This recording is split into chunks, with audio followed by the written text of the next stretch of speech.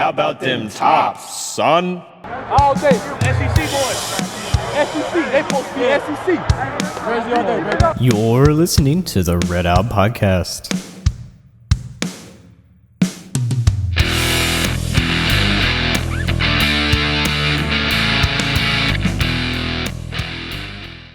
Welcome into another Red Out Podcast. I am Devin. Let's see who all we can get in here real quick. We've got Jared, maybe? Let's take Jake off. Jake's got the plague or something, so we'll see how this goes. Let's see if we can get Jared, sorry. And let's see if we can get Alex and Jared, Old Faithful, in here. So then we'll be talking about winners and losers and all that good stuff coming from Western here in just a second. Hey, Alex, can you hear me, buddy? What's up? Jared, can you hear me? Yeah, I got you. Good, okay. I got Alex in here. Let's see if I can get him online. Alrighty. So, we'll go ahead and start with your Alex. Can you hear me, bud? Yes, can y'all hear me? Yes, sir. Yes. It actually went quick this time. Yeah. Okay, so winners and losers. Jared, how about you go first, buddy? Oh, Lord. Can I just say the entire NFL this past Sunday? Like, first of all, Devin, your Packers, that was pretty bad losing to the Chargers. Yes. That's without Forrest Lamp, mind you. I wish that he didn't get hurt, but it is what it is. Yep. Also, the biggest surprise of the entire season, the Miami Dolphins actually winning a game against the New York Jets. It made their number one overall, getting that in the draft next season. It made the percentage go from like 66% to 52%. And I'm not a fan of that, but there's still time for Cincinnati to miraculously maybe beat somebody. And when they play each other, the Dolphins can lose that because there's already been 2 or 3 players that have been put on injured reserves since Sunday. So, I mean, it's just a matter of time. I mean, I'm okay with just one win. The Dolphins in 2007 went 1-15. And then they drafted Jake Long, number 1 overall after that, which isn't surprising at all for Miami to do, get an offensive lineman, number 1 overall. But, I mean, I'm glad they won at least one game. 0-16 would have sucked, but here we are. It would have been really depressing. It was a wild Sunday. The Patriots lost, and that absolutely made my life. I just need Jake's 49ers to lose a game. That way the 72 Dolphins can still be the only undefeated team in NFL history. So yes. Once that happens, I'm good. Yes, we have to have Jake's team lose.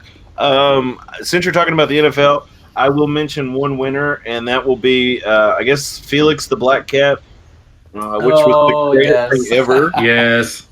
That was hilarious. I loved that. And if you haven't had a chance to listen, check out YouTube. I mean, basically, all you're going to have to Google is Monday Night Football, Black Cat, and it'll just pull up everything. A lot of fun. It went viral. Yes. Winner, the state of Kentucky, because the elections are over. Thank God. I know. Thank you, Jesus. Yes. So sick of just hearing election crap. Alex, do you have any winners and losers? Winners will definitely have to be everybody that's a college basketball fan because college basketball is officially back. Yep. Hallelujah. Cheers to that, buddy. Yeah, so I'm definitely going to spend majority of my nights just camped out on ESPN, watching every single game, also watching the tops. So definitely, it's the best time of the year. Next Christmas. Yes, it is. That deserves cheers. Yes. That was so clutch. And the losers for this week would have to be my Titans. We got absolutely destroyed by Chris McCaffrey. MVP candidate Chris McCaffrey and the Panthers, but we have the Chiefs coming into Nashville this Sunday. Pat Mahomes is practicing. He should be good to go. But the one upside is in recent years, we've actually had the Chiefs numbers. So Sunday, I could be hopeful, but we'll wait and see. I was watching a Tennessee. It was actually Channel 5. They were having their little sports line call in, and some people were complaining, saying they wished that the Titans had picked up Lamar Jackson. And I was like, that just doesn't make sense. Which is not surprising. It does not make sense. It's like every time something goes wrong, they wish that we would have drafted somebody like last year. It was like, okay, we should have got Mahomes. Year Yes. before that, we wish we got somebody else. It's like, I mean, not to knock John Robinson. He's actually had some good picks, but there's some picks he's actually missed on, and it's just it's looking a little funny in the light. Well, I mean, of course, you're going to balk on some of those, but it's one of those things that they look good on paper and everything up until that point, they should be good. But I agree completely. I mean, but you, and of course, what the guy was talking about on there, he was like, what's his name? I just went blank. Marcus Mariota.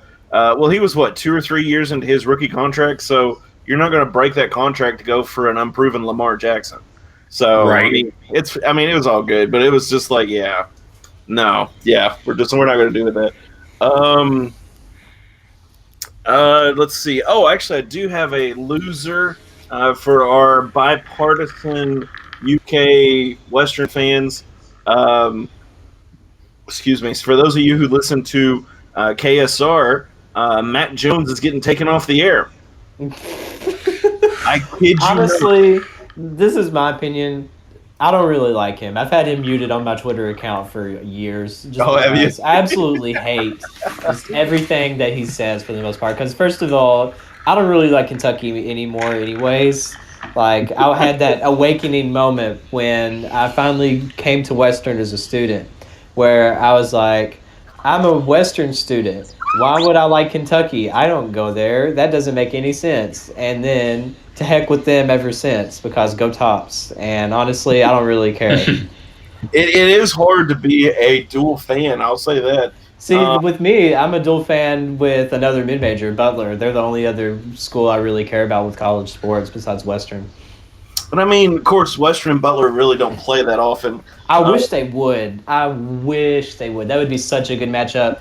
Great environment for both teams, and it needs to happen again. They used to play each other a long time ago, but not anymore. Well, see, that's my thing too.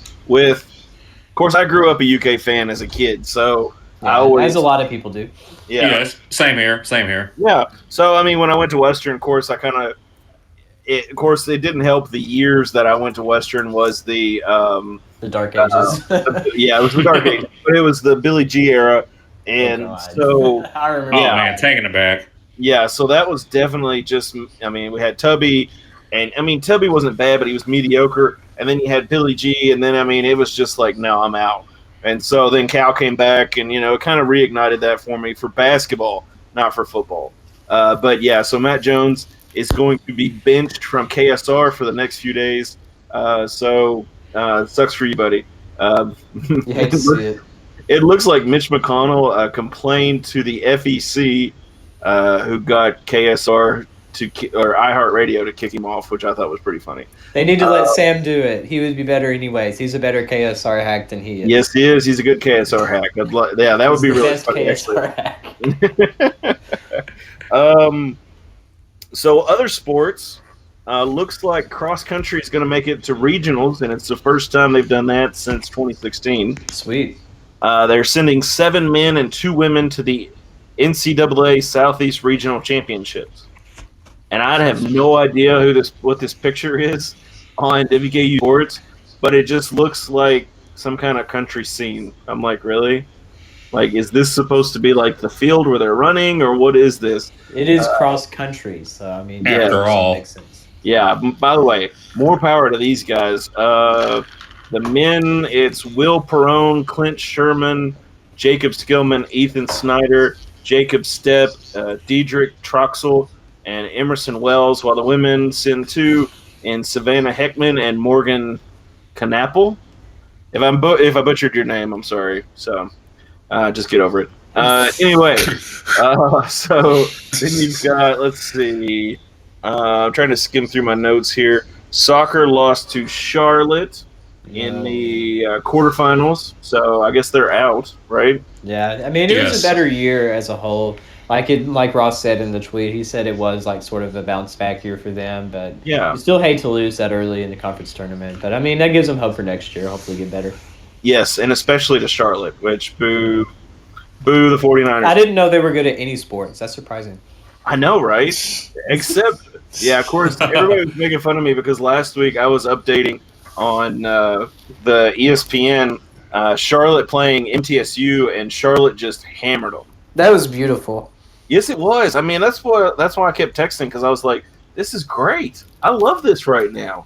Let me see what the final was, because I kind of quit watching. 34-20, they beat MTSU. So, suck it, mutts. Straight biddies. Yeah, Alex has missed the straight biddies. Man, that's Matt got on the podcast and said that Murfreesboro is the back fat of Nashville, and they're straight biddies. Straight up. Straight up. I can actually concur. Me going to Nashville back and forth, it's nice for what it's worth, but it's just like, okay, I'd rather just go to Franklin. Yeah, I mean, Murfreesboro's nothing, though. I mean, they don't have anything, really. Yeah, Their only claim to fame is being, like, close to Nashville. Yeah, and the Murphy Center. The Murphy Center, too. They used to have a lot of big concerts there back in the day. My mom said that she would even go down to Murfreesboro for some concerts at the Murphy Center, so it's pretty good, I guess. I guess. They do have a good buffet, though, a country-style buffet that serves gator. Oh, I like gator. Yes. That's one of my. I ate gator in Florida once, and since then I've just been hooked on it. So, let's see. Women's basketball lost to Louisville 75-56, which I don't think anybody was really surprised by that. It looks like I'm trying to see like the close. Western came within 12 of Louisville with like 8 minutes to go, but that was probably like the closest point. Well, they had 7 early on in the beginning of the game, but up until that point, they really didn't. They weren't too close. Western shot 33% from the field. Louisville shooting 49%. Three-pointers games like that. Yeah, and I mean 3-pointers. Western shooting 30%. Louisville's shooting about almost 50%, and Louisville's winning the boards with 40. Rebounding, and Western's had 17 turnovers where Louisville had 16. So you're not going to do anything there. But, I mean, of course, you're playing a Power 5, so it's all good, bro. And with that being the first game of the season, too, I mean, that's always a rough one as well. But, I mean, having opponents like that early on helps them once they get to conference play. So I think that's a good decision to play them like that. Western kind of went to their bench a little bit, too, looks like. Excuse me. They had 4 players get about 30 minutes, so most of the game there. 2 players had 22 to 19 minutes, and then we've got one young lady had 16, and then another one had 2 others had like a minute apiece. So, I mean, that's good that's always my complaint with Stansbury is he never goes to his bench. So yeah, and he still hasn't, which we'll get into that. Which he's not going to. I mean, that's just I'm already decided he's not going to go to his bench. Excuse me. Unless he has to. Yes, like if Bassey gets hurt or something like that again, it's not going to happen. Let's pray that doesn't happen. So, Jared, you were at the game. Yeah, Alex was too. Yes. Oh, yeah, I was going to say I figured Alex was too. Were you both at the exhibition or just at the game? I was at the exhibition too. Okay, Alex, did you make the exhibition? I did not, but I did make last night's game against Tennessee Tech. Okay. So Jared, what did you think in the exhibition? What kind of changed from exhibition to actual game as far as how the guys played? Well, I mean, as far as how they played, I mean, they were playing Kentucky State. I mean, that's not big competition at all. They ran all over them. They dropped 40 on them. Like, that's how much they beat them by. That was 85 to 45. So, I mean, it was good to see that. But the rotations actually stayed pretty consistent at least the first half it did. Like, they had the same starting lineup with Hollingsworth, Justice, Savage, Williams, and Bassey. And then Anderson and Rawls being your first 2 off the bench. And then Cozart and Gambrell after that. He did that for last night's game as well. But he only did that with them in the first half. In the second half for the Tennessee Tech game, he pretty much kept his starters in there most of the time, except for Anderson and Rawls. Got a little bit of playing time, but Cozart and all of them didn't get any. And Matt Horton still hasn't made an appearance at all this season. And Patrick Murphy got to play for the exhibition game, and I was hype. He took a three. I wanted him to make it so bad because it would have been pretty hype, but I mean, it happens. Oh yeah. So Alex, what were your thoughts going off this game For the exhibition or Tennessee Tech? for the Tech, for the one you made? Okay. The one I made last night, it was still, I mean, not too bad of a game. 76-64, great win. I was really impressed with how Carson Williams did with 16 points. Also, Cameron Justice, he's definitely going to be the guy for sure. It's just electrifying seeing him play. Tavion, he struggled a little bit, but still came in double-digit points. So, overall, it was a pretty good game. Defense, down the stretch, looked good. They're good. Yeah, and that's kind of what I've been hearing so far. And I'm hoping to see Cozart do a little bit more. I mean, I guess he got in there for 3 minutes, looks like, and he made his shot. But so, Jared? What did you think? What did you think of Cozart? How did he do? Cozart, see, he reminds me so much of Justin Johnson his freshman year. I remember when JJ would go out there behind George Fant, he would come in and take his spot. And there were times where he just looked like he was a deer in headlights, and he just kind of got nervous with the ball and everything. He only averaged 4 points, 4 rebounds his freshman year, but once he got more playing time, once he was involved in the system more, I mean, he was needed a lot more on the team, and he stepped up and became a really good inside player. And I think that Cozart, maybe his ceiling can maybe be as good as Justin Johnson, but I don't see it getting that high. I see maybe like 8 to 10 points a game, maybe 6 rebounds, a few blocks to go with that. But, I mean, he's just got a long way to go. He's just a freshman. He's only played in 2 college games so far. So it'll be interesting to see how Stansbury uses him this year, and also just seeing what he contributes to the team as well, because the biggest issue for him is just not fouling as much. I know in the exhibition game he had a lot of fouls, and I think he had a couple last night as well. But, I mean, the more he gets his feet in the water, the more he plays, he'll figure it out, hopefully. So, Alex, off the bench, who do you think is the best player so far? I would have to say Rawls. Rawls looked really good yesterday. Yeah, I agree. Looking at these stats, I mean, he's got the rebound, the assist, the defensive rebound, 2 steals. I mean, that's looking really good as far as I'm concerned. Looks like the guys had about 8 steals for the night, 4 blocks. I mean, defensively, that's hard to do. That's hard to beat. So, final thoughts on the game. What do you got? What do you got, Jared? You can definitely see the need for Kenny Cooper. That's the biggest thing that I took away, is that it's still a lot of the same stuff that you saw last year before Monte Bearden was cleared, that they just didn't really know what they were doing. They couldn't get the ball inside to Bassey at all. There were times where they were holding the ball towards like 5 seconds left in the shot clock, or give up a shot clock violation because they're not moving the ball at all. It's just some of the same stuff you saw last season. Except thankfully there's a few more people on the team like Justice and Williams that have stepped up and have done a lot. I mean, Bassey was not existent the entire first half. He only had like 4 points, and that was like with 3 minutes left in the first half. He didn't really do much at all, and they still had a 13-point lead going into the half, so that was pretty solid. But yeah, free Kenny Cooper, NCAA. Stop dragging your feet. Free the man. He needs to play basketball. Yeah, by the way, that's why I thought that was great. I will read one tweet. Let me see if I can get this to pull up. Excuse me, from Matt. Matt McQuay. McQuay. McQuay. Matt McQuay tweeted. Matt McKay tweeted, with the way Savage has shown improvement, I see a legit argument for Savage starting. Josh Anderson is going to get his minutes. If he doesn't, I think that would be a huge mistake. Yeah, so, of course, let me see. There was another tweet he had. Oh, okay. Here it is. So these are Matt McKay's words, not mine. I hate Tay at the point.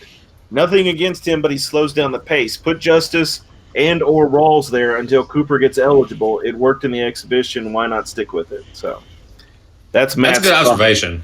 Yeah, yeah. Matt's got some good ones as far as that goes. So it looks like the guys are going to play Austin P. Governors on the night. So that's what, Saturday night? Yeah, this Saturday. Yes. I should be Saturday. there for that, and that's going to be a harder game because Austin P, they've been overshadowed by teams like Murray State and Belmont and the OVC, but they finished fourth in their conference last season. They had 22 wins. They have a Bowling Green guy that's their leading scorer, Terry Taylor. There's a lot of people that thought that Western should have gone after him a lot more, but they didn't, and now he's averaging 20 points per game. So that's going to be a tough game, and he's going to have a chip on his shoulder for that one, of course. So it's going to be interesting to see how they do against a little more tough competition for Saturday. That, and I don't know if you've seen this or not, they played Oakland. Let me pull this up. Oakland again. City or something Oakland like that. City Mighty Oaks, and they threw up 110 to 67. Yeah, Which- so Austin P is averaging 110 points per game, so that's going to be tough to stop. Man, that Things would you can definitely only give them say a run after for the their first money in game. OVC. That's kind of skewed a little bit though. Yeah, those are things you can only say after the first game of the season. Oh, they're averaging 100 points per game. Yeah, I know, right? It's like, hold on a second. If they're doing that in February, then that'll be impressive. Yes, I completely agree. So the guys got Oakland, Austin P. I'm sorry, Austin P. on the 9th. That's 3 p.m. Central, 4 p.m. Eastern.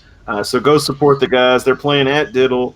So go watch that, and it's also going to be on ESPN 3 for those of you who are unable to make the trip to Bowling Green to go watch that. So check out the guys. So now, the really depressing part of this is talking about the FAU game. What's football season? I don't know what football is anymore. That's just 2019 in the whole. What is football? What is football? I don't know. Okay, It's so like asking what pass interference is. Nobody knows anymore. Yes. and by the way, how many targeting calls can we get?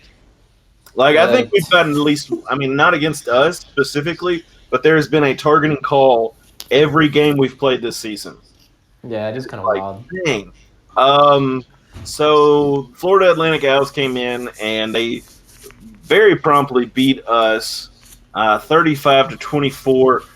Western had a great first quarter. Then they went and sat on the bench for a little while in the second quarter, and FAU scored 21 basically in one quarter, which was freaking crazy. And then Western just wasn't able to keep up. Honestly, my biggest takeaway from this game is turnovers. Mm-hmm. Yeah, that's what it always is, man. Yeah, and I mean, It was. yeah, and I mean, and that the biggest thing for me, there's one play in particular. FAU goes down. I think they're on the 20 to 30 yard line. Excuse me, and they go to kick a field goal. It's blocked. Devin Key picks it up, runs it back to I think the 40 to 30 yard line in FAU territory. Offense comes out, and Ty Story throws an interception. Yeah, And that basically speaks to the entire game in a whole. Mm-hmm. Because, I mean, basically, that was the story. We would get close, we would turn it over. Now, there were some big highlights. Gage Walker, he had 53 yards. I mean, he played awesome. I think he got a score. No, he didn't. Maybe he didn't get a score. Maybe that was Story that got the score. But yeah, I Gage think got he just close. ran it in. Mm-hmm. Yeah. And then Lucky Jackson got his own touchdown, had 194 yards, which, by the way, I don't think he's had that many yards all season. Yeah, I don't think he's had anywhere near that this season. Yeah, Lucky Jackson went off on Saturday. That was nice Yes, to he see. did. Yes. But, I mean, they still didn't get it done, but that was because of Ty Story, honestly. I mean, it was just frustrating. He had 3 interceptions and a fumble that was returned for a touchdown. See, that's the biggest thing with this team is that it's been the mistakes like that have cost them several games that they had a legit chance of winning. Several games. I mean, the Central Arkansas game when Duncan was still there, they should have won that. They'd already have 6 games if they had won the Central Arkansas game, if you think about that. So that's kind of frustrating. We'd already be bowl eligible, but now we're going to have to fight for it at this point, which I'm not sure which one it's going to come if we get there or not. Hopefully, at least against Middle. We got to beat Middle. Just for the fact that it's MTSU and for no other reason than that. But that's one that's got to be a winnable game. Of course, this weekend, Arkansas, I think that's a winnable game as well. It's going to be a little tougher road environment. But you just got to eliminate the mistakes. That's the biggest thing I took away from the game Saturday. I was there again. Like, it's kind of bad. If this puts anything how I feel right now, I went to the football game and then the exhibition game afterwards, and it's like I completely forgot that I went to the football game. Just for the fact that I wanted to delete that from my mind. I just wanted to be like, oh, yeah, it's basketball season now. Go Tops. 1-0 off the start, yeah. Well, in a positive note, Western's got Arkansas. They've got Southern Miss. Right. And then they've got MTSU. Out of the 3 games, Western against Southern Miss and Arkansas, Southern Miss is at about 63% on the FPI, the Football Power Index, and against Arkansas is at 62.5 FPI. So, and then of course when we play MTSU, we are the 61% to beat MTSU. So, and of course that's on the 30th on ESPN Plus. But I mean, I think Western could beat Arkansas. I think it's a chance for them if they go out and play smart. I feel like Story's going to show up for that game more, just for the fact that that's where he's from. He's from Arkansas. He went there. He was the grad transfer from there. He knows their system pretty well. He knows their coaching staff. He knows what kind of players they have. And, of course, he went up against probably some of their defensive players and practiced a lot. So he knows what some of their strengths are. He knows what some of their weaknesses are. He knows what their playbook is to an extent. So that's going to be extremely valuable going into this game, not just for him, but for the whole offense. That's going to be really important.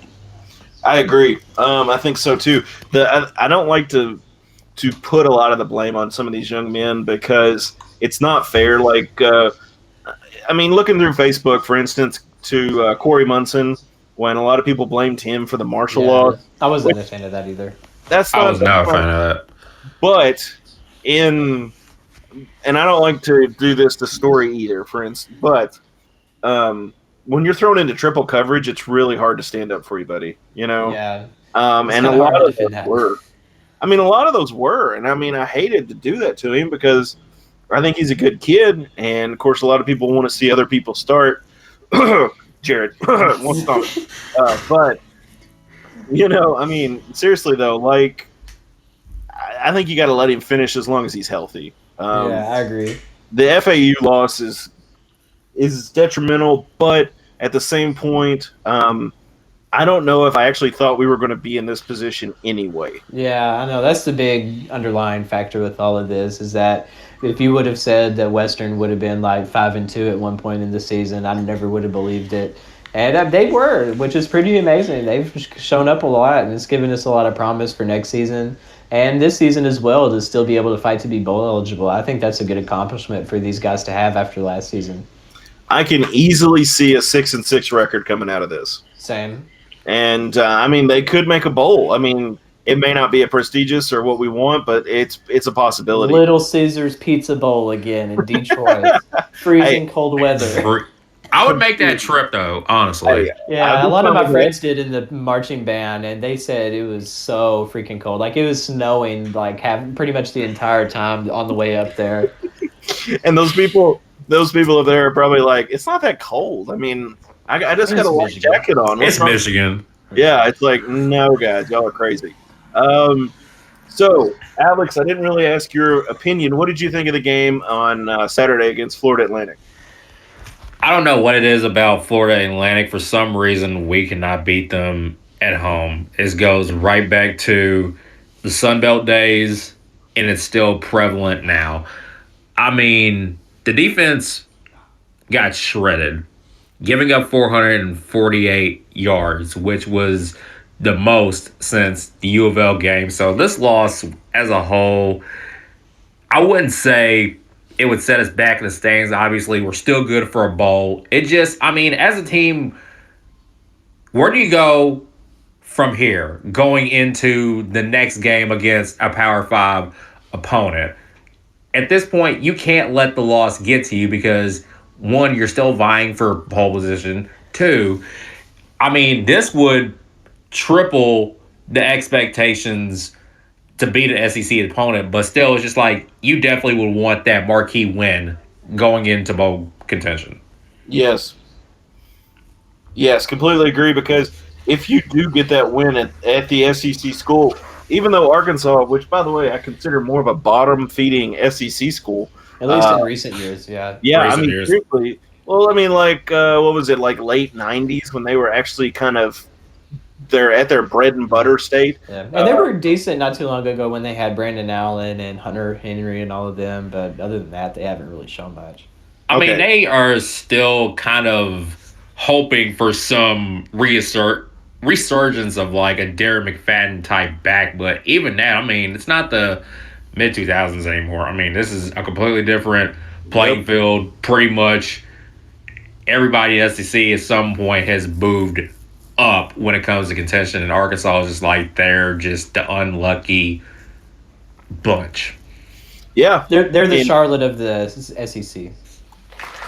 Pretty much. Yep, I'll give you a round of applause for that. I completely agree. I mean, they're kind of like the Nebraskas. I mean, there's teams that are like quote that. You know what I'm saying? They just don't really get any better and they don't really get any worse. They're just there.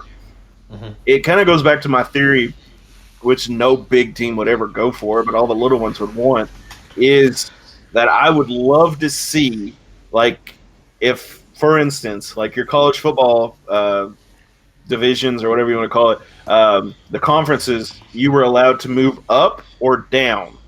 So, for instance, let's say Arkansas finishes last in the SEC. They can move down to Conference USA, where Marshall could move up if they got first, or FAU could move up to the SEC. I would So basically, relegation. yes, essentially. So Yes. just let them go up and down, and then go see how it goes. I mean, and Alabama wins the SEC, then they go to the NFL, so it's fine. They would probably beat the Dolphins. Let's be Yeah, honest. I mean they could. They'll probably be the Titans too. Let's just be real. What in the world? This must just be one of these random commercials. Sorry, ESPN's got this random thing with Shaq de Los Santos, PH women's volleyball coach, on the Western Kentucky versus Arkansas thing. I don't know what's going on here. They're just kind of talking to this guy, so cool. Okay, sorry. ADD kicking in. Understand. Yeah. So Western's their points per game 22.6 for Western. Arkansas is 22.7. Okay. Man, it's gonna be Western. Eh, Yeah, I know it's kind of skewed, but Western's got 20.7 points allowed per game. Arkansas 35.2. Total yards 360 for Western, 355 for Arkansas. Western usually breaks 100 yards, and looks like Arkansas gets like 137-ish.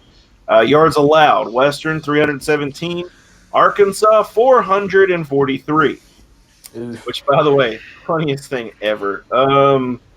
Let's see. Recently, they have played. They lost. I think they're 2-7 right now. So hold on, let me see. Come on, punk. They lost to San Jose State. I know that was pretty bad. They've lost to Texas A&M. They've lost to UK. My browser's not responding. Okay, They've that's lost pretty to bad. Auburn. They've lost to Alabama. They lost to Mississippi State. I was trying to get some stats to see. I don't even here. think they won a conference game this year. There you go. Hold on. I think I got up, come, punk. Come on, internet. Gosh. Okay. Yeah, I don't know if they've won a conference game this year. They are. Let me see who all they've played. Okay, let's see here. They are 7th in the SEC. They have beaten Colorado State, and they beat who's PRST? Interesting. Portland State Vikings. Oh, that's where Oh. Q Baker went after he left Western the first time. Okay, so when they played the Fun Portland fact. State, when they beat the Portland State Vikings, they only beat them by 7 points. Oh man, that's bad. I know, right? Is that not This is- crazy? It's got to be the worst Arkansas team in recent memory. It's Yeah, got to regardless of whether or not we win on Saturday, I think that their coach is going to be gone at the end of the year. I don't know how long he's been there, but they must be having their Sanford era right now. That's what it sounds like to me. Which, speaking of, Willie T was fired on Sunday. Oh yeah, we didn't even mention that. Yeah, I know. I should have mentioned that at the beginning. But Jared, what did you think of the firing? Honestly, it's not surprising at all, just for the fact that Florida State has really, really high standards, and he's kind of pulling the I don't trust the process. So let me get my players in here. We'll run my system. We'll be fine. And it just hasn't equated to what the fans have wanted or really what Willie Taggart has wanted. They haven't performed to the standard that they need to even compete in the ACC, which is one of the toughest conferences. So I feel bad for him. I mean, I think he can still get a decent job after this. Maybe he's offensive coordinator somewhere. Maybe a coach somewhere else. I don't think know he who's can gonna take coach. him. Where I think at, he'll though? be- What Yes. kind of level? Do you think he's going to be Power 5 again, or you think it's going to be maybe sort of like Conference USA level, or what? I think he could recover at a mid-major.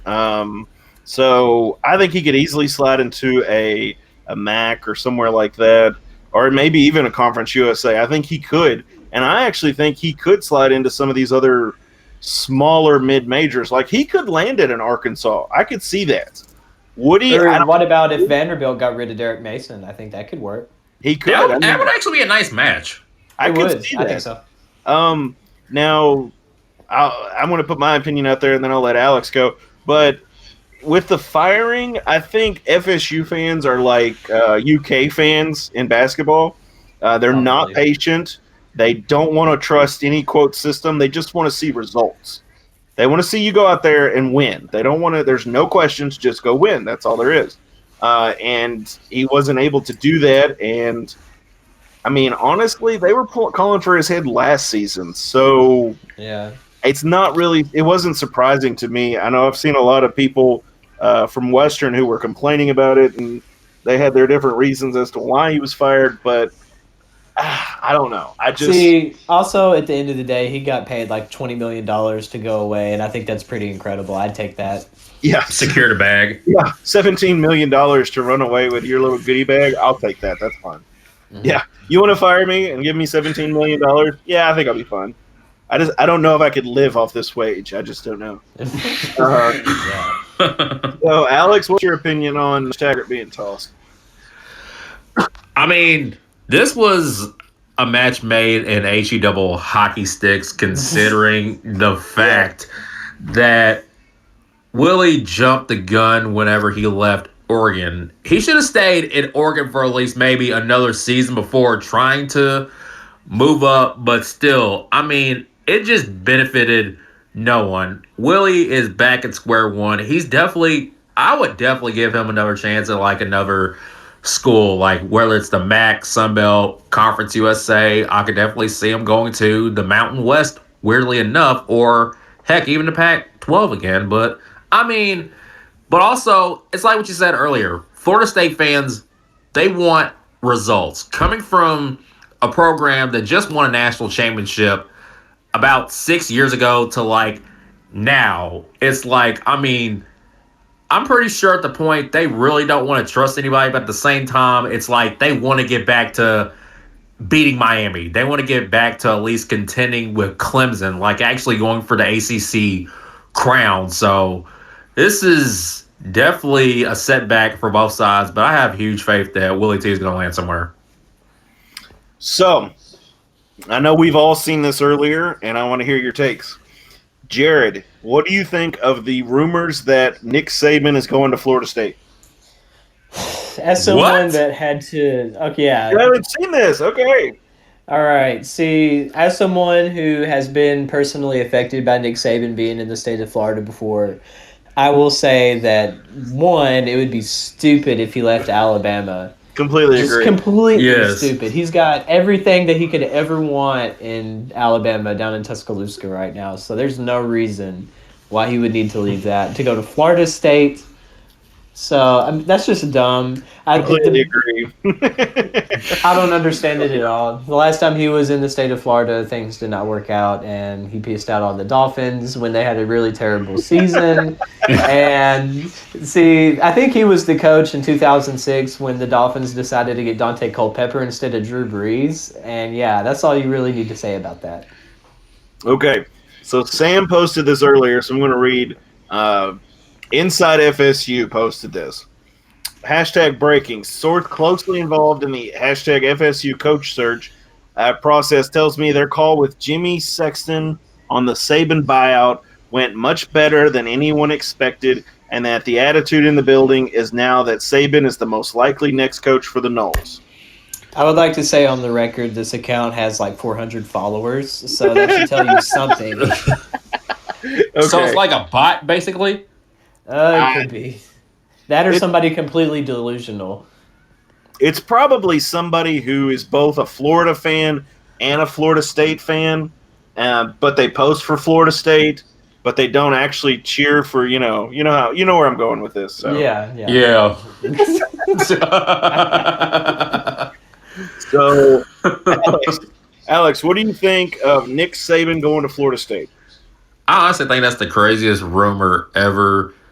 For one, if I were Saban, it was just like, I mean, the next step up, like, you don't want to just leave where you're at now for another college team, obviously. Yes. Because basically you're at the pinnacle. You're one of the most respectable coaches. Like, it's like if you were Coach Cal, and I will use this reference, for example, if you were Coach Cal, why would you even consider leaving Kentucky for like UCLA? It's just like you have everything you could absolutely want that other coaches would literally dream of having at the program. Yeah. So I think if you would have a next step up, I mean, go back to the NFL or something. Like, be a coach of, I don't know, the Bengals or something. But it's like, no. That's no. funny. Go ahead.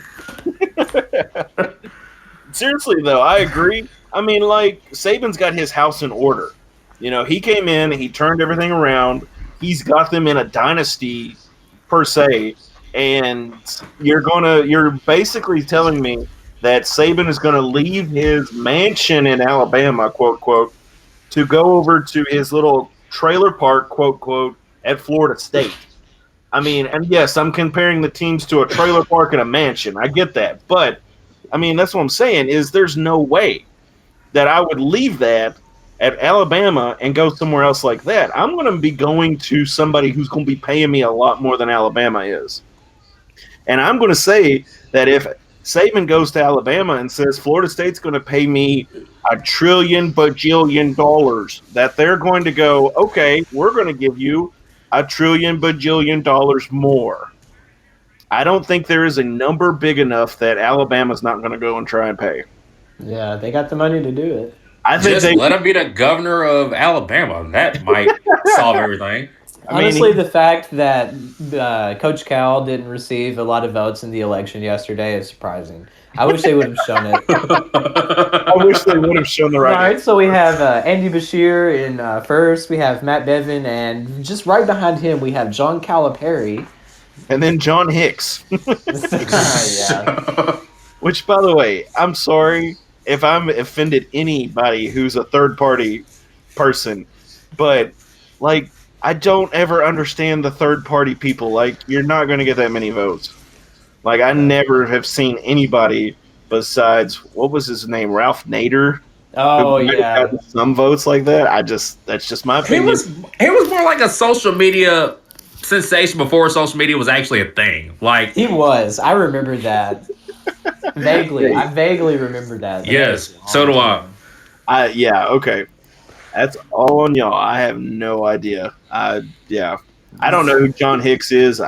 Whatever. Yeah. So, I just saw his name. I honestly, when I voted, I didn't even realize his name was there. Yep. I didn't even know he was until last week. Yeah, I saw the name on there when I started watching the election results, and I was like, "Who is John Hicks?" I was like, "Oh, he's a libertarian." Okay. So Jared, do you have any cold takes besides everything we've talked about today? Well, most of them right now are pending cold takes, as in something could happen and somebody gonna look really dumb or someone's gonna look like a genius. But one that was pretty bad was Barstool Western. They quote tweeted a thing from FAU before the game Saturday and just said L. And that was a little bit of foreshadowing because Western did not win that game. Of course, they're number one when it comes to trash talking other people. That's just kind of what they're for. That's what their purpose is as Barstool. That's a different kind of tirade, though. But that was the biggest cold take I saw. And, of course, the hottest one that was correct was Eric Sack, one of the guys in the WKU basketball group. He said his big, bold prediction was that Western would beat Kentucky State. And they did. So, claps for you. Congratulations. That was correct. Congrats, But buddy. there's so many people who said Sweet 16. There's people that said that Western could get to the Elite Eight this year. But if we don't get a true point guard pretty soon, then it's just going to be like last season, and we're going to blow a game to, heck, I don't even know what kind of non-conference we have. But to somebody dumb, I'm sure. Like Rhode Island, probably. Now, Rhode Island is good. They are really good. The A10, it gets slept on a lot. The Atlantic 10 is a really good conference. Rhode Island went to the Sweet 16 a few years ago. But Yeah, I remember that. They lost their coach to UConn, I think. And they've kind of gone downhill a little bit. They're still supposed to be really good. So we'll see how that turns out. Of course, Eastern Kentucky, you don't want to lose to them on the road. That's just bad. And this Saturday, I don't want to lose that one either, losing to Austin Peay. But I would love to see Western beat Belmont for the first time in 6 years. That is something that I think is more impossible than actually winning a conference title game, if you want my honest opinion, because it's just something that they cannot do. Can we please just petition for? Can we please just petition for that to happen? I cannot stand Belmont for the love of all things me. For years, it has been a bad word to me. Even growing up in Murray State country, still that's just it's always been a bad word to me. It's just no. Like I would definitely love for us to beat Belmont this year. Yeah, just crush all their hopes. I do have one. I was just scrolling through the WKU football page on Facebook. I don't go through it as much. Oh, hold on. Yeah, so David says, I hope I'm wrong, but I don't see WKU winning another game this year. Oof. I think that's kind of a pending one, but I don't see Western losing to MTSU. If we lose to MTSU, then that's going to be the worst possible way you could end the season. It'd leave everybody a bittersweet taste in their mouth after having a pretty solid year and starting off 5-2. I would love for that to not happen, end the year on a high note. I mean, even last year, beating Louisiana Tech last game, that ended the year on a high note, even though it sucked. I mean, that's an important thing to do, so hopefully we'll do that. Well, I mean, and that was the thing, too, with beating La Tech and who was the other one? I'm sorry. Kind of gone blank here. UTEP. UTEP, yes. In front of like 8,000 people in the house. Which, by the way, looks like nobody's there. Those two wins, if they didn't have those two wins, I mean, that season would have just been the most depressing thing since the 0-12. Taggart. Yeah, I mean, Taggart or Elson's years. Yeah, I mean, it was pretty rough. But if we lose the next three, Arkansas, Southern Miss, and the MTSU game, I mean, that's ending the year on a low note because that'll be, 5 in a row, right? Yeah, after starting 5-2. Yeah, I mean, that's a rough year. I mean, that's where I start questioning what's going on. Even though 5-7 is what I would have predicted at the beginning of the season, it's just the timing of it. After you start off so hot like that and then not have anything to show for the rest of the year isn't something that I think that Western needs to do. If that happens, I think Jake's going to be on his soapbox saying, yes, I was right. I'll be like, dude, you were off by 1, but still. Which, by the way, R.I.P. Jake. He's getting over the plague, so. And he's watching his baby, just so everybody knows. Oh, nice. Yeah. So, Alex, do you have any cold takes for us? Or potential cold takes? And this goes for anything across the board, or Yeah. Anything across the board. Okay, I'm still getting into process of these cold takes. Pretty much everything I'll say is a hot take to some extent. But I mean, I will say this: my hot take will just be winning out the rest of the season, beating Arkansas, beating Southern Miss, beating MTSU. Like, I mean, it's all or nothing at this point. It's like the lowest of the lowest has happened. So it's like you have to shoot for the moon, aim for the stars. Yeah. Hopefully. Okay, so this was on the 26th. This is another little cold take. Anthony says WKU needs to rethink the kicker position. Dude, give a kid a break. Come He's on. literally a freshman. What are you going to do? Go and get another freshman, and then they're going to miss a kick and be like, oh, well, needed another kicker. They missed one field goal. So we got to get rid of him. Heck, even Garrett missed field goals all the time, but people don't talk about that because, you know what? He ended up being a good kicker. So, I mean, they need to get over Exactly. themselves. I just, Oh, I like how another- your accent changes, Jared. I'm just saying. Well, when I get upset, it does. I will That's how it defend is when I get kickers. excited. That's just crack me and up. can we I'm do like, a? go I have for it. another hot take. This is actually going to be really bold. All right. As I keep you going, saying, we would have to let someone other than Gage Walker get at least 15 plus carries a game. I say that Keyshawn McClendon is going to go for a touchdown this season. Yeah, I think so, too. I would That's- like to see him get a touchdown this season. My biggest question is where is Samuel? Yeah, he hasn't really done much. He really has not. anything, has he? Mm-mm. I Was mean, he injured before? Was like in the beginning of the season? oh, let me see if I can pull up the Potentially. I roster. want to and say see. something like that. I don't really See if I can pull up the roster and see what's going on here. I tried to forget the beginning of the season. I did too. Is He kind of had to. it true that Central Arkansas is undefeated thus far? Anybody know? I don't know. Hold on, I'm about to look that up. I'm Yeah. not very knowledgeable with FCS football, sadly. Oh, come on, Jared. Why not? Let's see. I'm trying to get the roster to pull up. But Josh Samuel is another guy who just kind of fell off the face of the earth. Could he have been redshirted? He may. Well, he's a sophomore, so I mean they could have. I don't know. He hasn't done anything thus far this season. Yeah. Well, if he So- was injured and Coach Helton sees how Gage Walker's doing anyways, and he has McClendon behind him, he's maybe just redshirt him for this year and get him ready for next year. He has 3 yards this season. Oh, and to answer the question, they're not undefeated. Central Arkansas is 4-2. They are 2-1 in their conference play, Nice. Good for them. which Look- they did just come off of a 45-17 win though on Saturday. Dang. Who do they play Saturday? Lamar. Oh, okay. Looks like Samuel played against Central Arkansas and Louisville. He had 2 attempts at Central Arkansas for 5 yards and 1 attempt against Louisville for -2. So I don't know if there was an injury there or if it was just you're just not playing as well as you should. I don't know. Yeah, because I remember in the Central Arkansas game, he was in for a couple series and then he went out. So he was out for that game, which it was kind of speculated that he was going to be out long term, but that was until Gage Walker came in from off the bench, and then just here we are now. Yeah, I don't know. So if anybody has heard, just go ahead and give us a comment, or you can DM us or whatever you want to do. Just let us know what's going on there. So the final segment tonight, we're kind of rolling right through this, but I guess we don't have a lot to debate. The final segment tonight is we're talking student traditions. Jared, and I'm sure Alex, you got to see it too. With the basketball game the other night, you got to see how great the student section looked, which, by the way, is super exciting. It makes the atmosphere so much better. Absolutely. So what traditions, Jared, do you remember that were just awesome?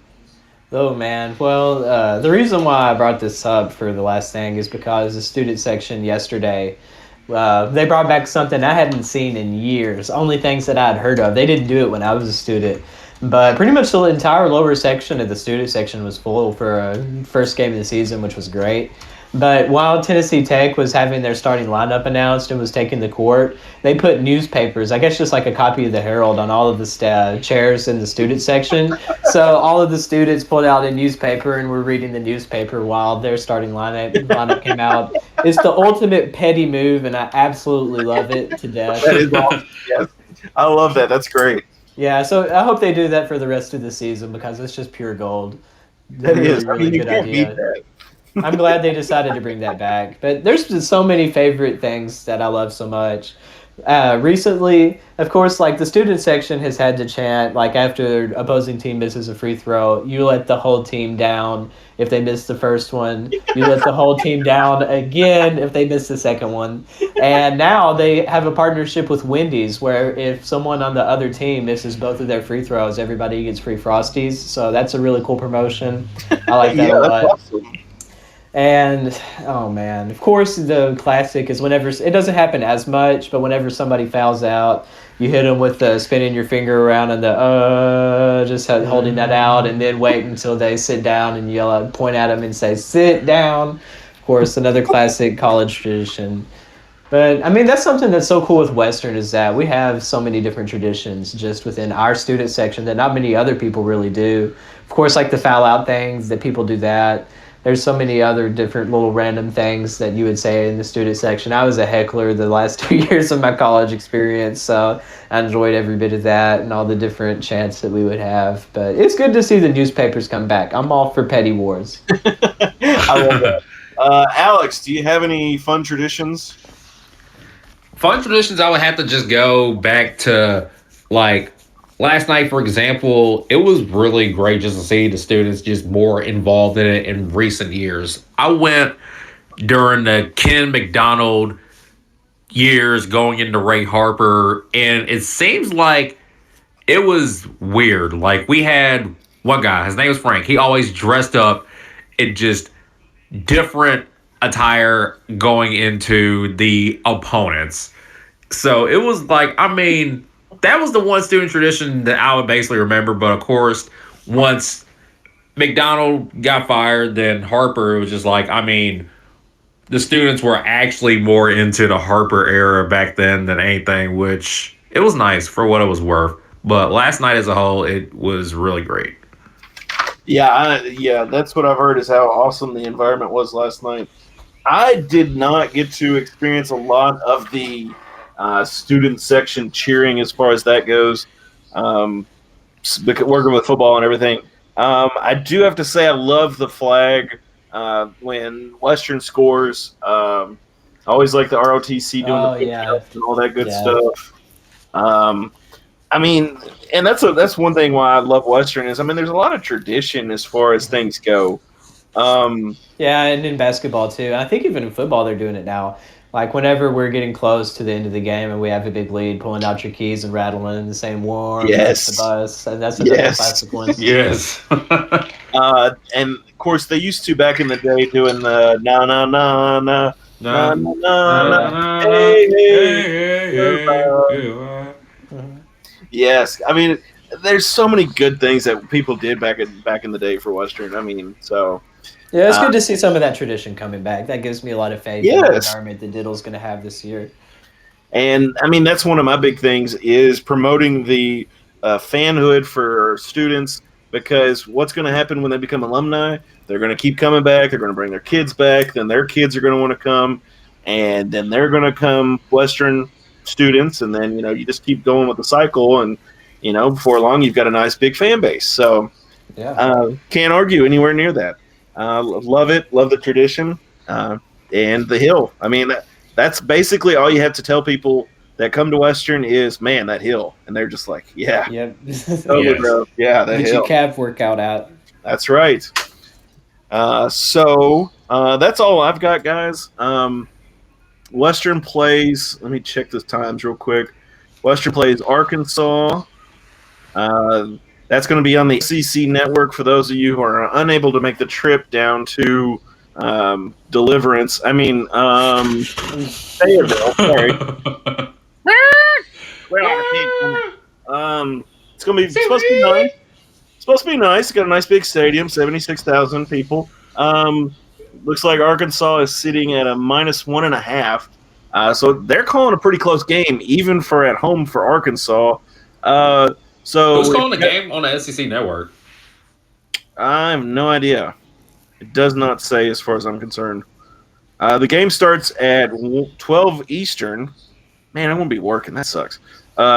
Game starts at 12 Eastern, and looks like it's going to be on the SEC network. I am going to miss it because of work. Woo. And And then, of course, the guys play at Western. What do we say? 4 Eastern, 3 Central. Yeah, And on in Bowling ESPN Green three. on ESPN3. So check that out. I'm sure And the ladies. also, one thing to say before I dip out too is that Yeah. the lady tops volleyball, number 23 in the country, playing number 17 Rice this weekend. That's going to be a really big game, not only Conference USA but nationally as well. Women's basketball plays on Friday against Mercer at 3:30. Women's volleyball plays North Texas at 6 p.m. Football's got Arkansas. Men's basketball has Austin P. Women's volleyball plays Rice on Yeah, it's going to be good. Sunday. It's gonna be a And good then one. women's basketball plays Belmont, Alex's favorite team, on the Lack 13th. thereof. Yeah, the 13th, which will be next Wednesday. So hopefully, while we're doing the podcast next week, we'll be able to give you all some updates and let you know how the game's going. So that's all I've got. Check out the Towel Rack, follow all their media, and do all that good stuff. Follow the Red Out podcast. We're on Facebook, Twitter, maybe Instagram whenever I figure it out. I mean, the old people.